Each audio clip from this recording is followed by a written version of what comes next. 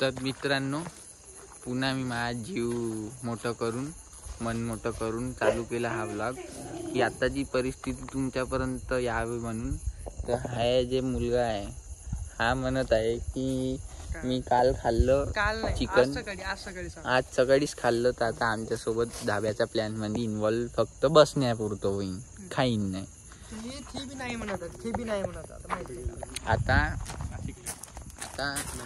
हा जो पोरगा आहे तो हाही म्हणताय काल मी धाब्यावर जाऊन मित्रासोबत गावाच्या खाल्लं, तर हा म्हणत आहे हा मी सोबतही नाही येईन, खाईन नाही, घरी जाईन. हा जो आहे यानं घरीच सांगून ठेवलाय का स्वयंपाक बनवू नका, आपण बाहेर खायला जाणार आहोत. मी घरी सांगून ठेवलाय. तर आता आमची इच्छा अशी होत आहे का या दोघांची पहिलं मग आम्ही खाई याच्या असं. आमची आता इच्छा, माई अंदरून इच्छा तर बहुत काय होत आहे, पण जाऊ द्या. पण आता नाही का असं हे होऊन राहिलं मले कस्तरी, का करावं, निपटून घेऊन भाऊ या दोघांनी आधीच. चाल राणे येतो नाही, तू येतो तुला येतच गाडतो आणून, नाही तर तू भाजी बनवतो ना बे.